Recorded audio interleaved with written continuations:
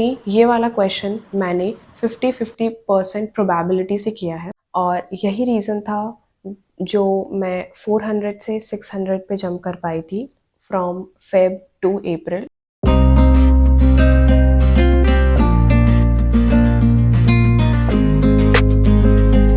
Hello everyone, welcome back to my channel. This is Komal, and in today's video I'm going to talk about the topic how do you have to attempt your paper in 3 hours duration, okay, which is the most important thing you can have while giving the exam, okay.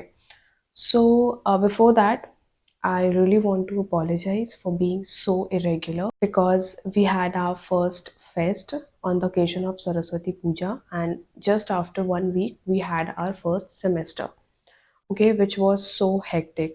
Like for the first time we were writing theory exams, practicals and vivas, so it was little disturbing too. This was the reason I was so irregular, but I will try hard to be regular from now. So let's move. So the first thing what I want to share is you have to attempt your paper in 3 rounds. Yes, not in one, not in two, in 3 rounds. You will divide it as like total you have 3 hours, okay? You will divide it as like first round you will give 1.5 hour, then you will give 1 hour, and then you will give the left half hour like the third attempt.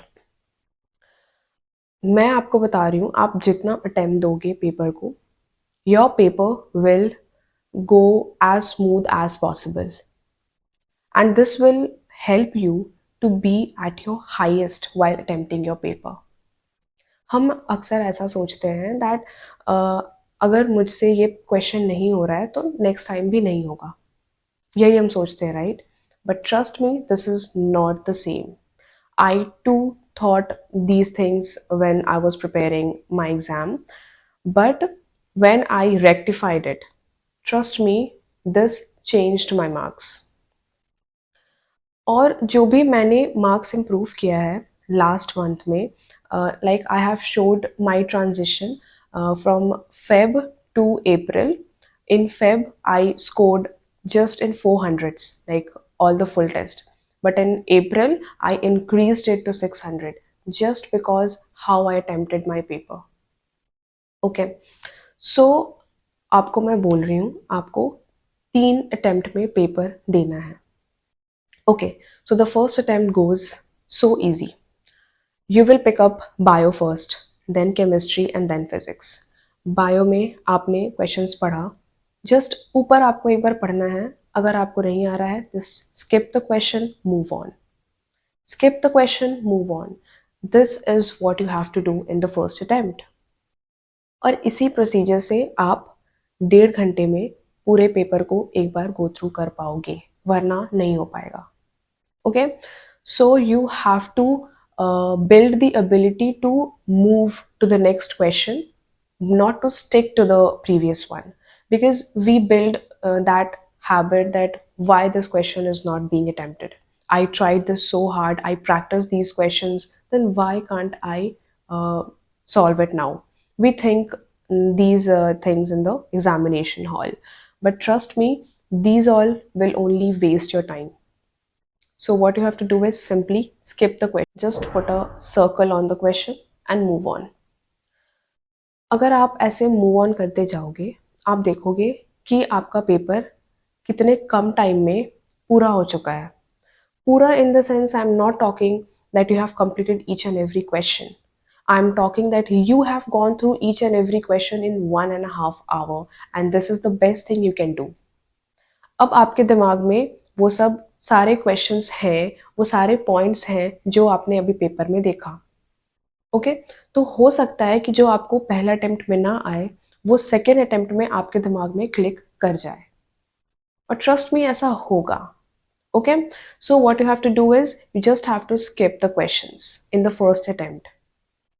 Okay, आप देख रहे हो मैंने यहाँ पे जितने भी like circle किया है ये सारे मेरे फर्स्ट अटेम्प्ट में नहीं हुए थे. I just put a circle in the question and then I moved on. Next point what I want to say you is don't think any assumption about any question that ये question तो मेरे से नहीं होगा. Trust me, what I did was I used to see the question from like superficially, and I used to make a misconception about that question that ये question तो मुझसे नहीं होने वाला. Why? Just because seeing the length of the question, language of the question. Okay, and मैंने क्या सोचा कि ये मुझसे नहीं होगा, and I moved on without reading that question, without giving my attempt to the question.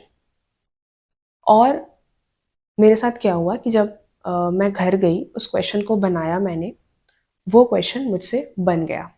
It was nothing, बस उसको बढ़ाया चढ़ाया गया था लैंग्वेज से और लेंथ से, जिसको देखकर मैं डर गई और मुझे लगा कि ये मुझसे नहीं होगा, मेरा टाइम वेस्ट होगा इसे करने से, इसलिए मैं उसे छोड़ दी और आगे बढ़ गई.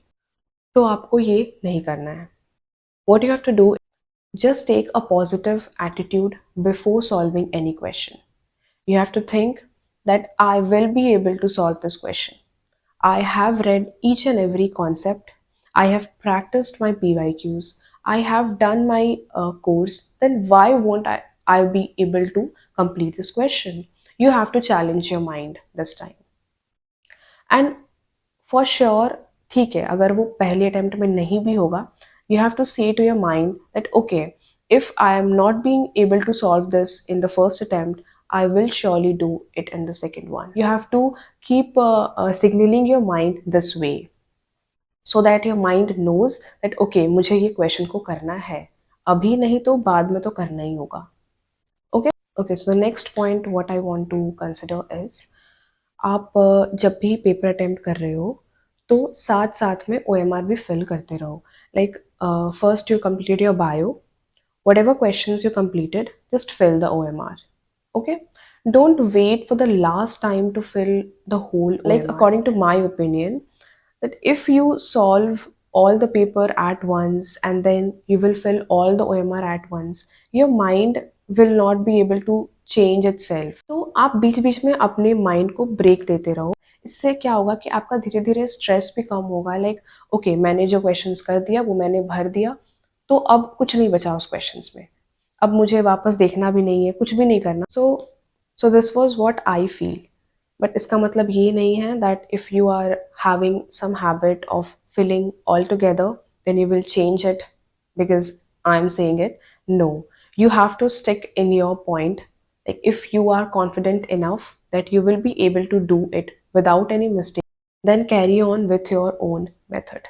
Okay, तो पहला अटेम्प्ट में आपने सारे इजी क्वेश्चंस कर दिया. अब सेकेंड अटेम्प्ट में आते हैं. आपने जो मार्क किया था आपको बस उस पर ध्यान देना है. आप उस पर जाओ, read the questions deeply, understand the basic concept. आप पीछे जाओ, लाइक उस क्वेश्चन के पीछे क्या छुपा है, लाइक फॉर्मूलाज या फिर कुछ कॉन्सेप्ट. आप एक बार ट्राई करो उसे बनाने का. एक बार से दो बार, बस 2 बार ट्राई कर सकते हो आप. उतना भी टाइम नहीं है कि आप बहुत ट्राई कर लो. अगर आप एक बार करोगे तो परफेक्ट है, क्योंकि आपको नेक्स्ट अटेम्प्ट में भी जाना है. तो इसमें आप वापस से एक बार ट्राई कर लेना या फिर 2 बार. नहीं हुआ, again do a big circle. आप देख सकते हो ये वाला क्वेश्चन जो मैंने बायो का दिखाया है आपको, ये मैंने थर्ड अटेम्प्ट में किया है और तब जाके ये सही हुआ है. ये इसमें मैं आ रही हूँ नेक्स्ट में. तो जो आपके सेकंड में भी नहीं हो रहा है उसे आप डबल मार्क कर दो, बहुत ही डार्कली मार्क कर दो, ताकि आपको दूर से पता चल जाए कि ये मेरा सेकंड अटेम्प्ट में भी नहीं हुआ है. तो आप देखोगे कि सेकंड अटेम्प्ट तक अगर आपने 40 क्वेश्चंस छोड़े थे तो लगभग 15 से 20 क्वेश्चंस हो गए होंगे. ठीक है, अब आते हैं थर्ड अटेम्प्ट में. थर्ड अटेम्प्ट में क्या करना है ना, अब आपको थोड़ा रिस्क लेना है, क्योंकि आपने सेकेंड अटेम्प्ट दे दिया है क्वेश्चंस को. Now you know that you have applied your concepts, you have tried to recall, but you were not able to solve it in the second attempt also. What you have to do is take a little risk in the third attempt. You have to take. Trust me, ये वाला question मैंने 50-50% probability से किया है, क्योंकि मुझे पता था 2 ऑप्शन तो नहीं होने वाला, बाकी के 2 में मुझे कंफ्यूजन था. तो मैंने क्या किया, एक एक तो उसमें से कोई ना कोई तो सही होगा. अगर मैं ऊपर मारती हूँ तो वो सही होगा, अगर मैं नीचे मारती हूँ तो वो गलत होगा. So this is what we say 50% probability. So you have to take risk in 50% probability. You cannot leave each and every question से। अब आप सोचोगे कि इसमें नेगेटिव मार्किंग है तो नेगेटिव के डर से बच्चे छोड़ देते हैं क्वेश्चंस। Don't do this. आपको क्वेश्चन तभी छोड़ना है जब आपको चारों के चारों ऑप्शन से कुछ समझ नहीं आ रहा है। अगर आपने 2 एलिमिनेट कर लिया है ना, तो आपको उस क्वेश्चन को नहीं छोड़ना है। मान लो 10 क्वेश्चंस हैं और 10 क्वेश्चंस में से आपने 6 क्वेश्चंस में 2 को एलिमिनेट कर लिया है, लाइक 2 ऑप्शंस को, then please go and take a risk of doing 50% probability in those 6 questions, because you have high chances that you will be able to correct it. Like 3 questions भी अगर correct हो जाता है आपका, तो 4 3s are 12 marks is in your hand. और अगर गलत हो रहा है तो कितना कटेगा? 3 मार्क्स कटेगा। 12 minus 3 is what? Still 9. You have 9 marks in your hand. So you have to use this maths in the third attempt. तो ये जो रिस्क लेने वाला बात है, ये आपको थर्ड अटेम्प्ट में करना है। ये सिर्फ मैं नहीं बोल रही, आपने देखा होगा तथागत तो अवतार, उसने भी यही बात बोली थी अपने इंटरव्यू में। उसे 4 क्वेश्चंस में डाउट था एट लास्ट, 4 क्वेश्चंस में, तो वो 4 क्वेश्चंस छोड़ने वाला था। बट बाद में उसने सोचा दैट अगर वो 4 क्वेश्चंस छोड़ देगा तो वैसे ही 720 से बाहर हो गया। तो आपको ये देखना है कि टॉपर्स भी यही करते हैं। ऐसा नहीं है कि टॉपर को भी पूरा 720 आउट ऑफ 720 का आंसर आता है। No, you have to use the probability method, you have to take risk at last.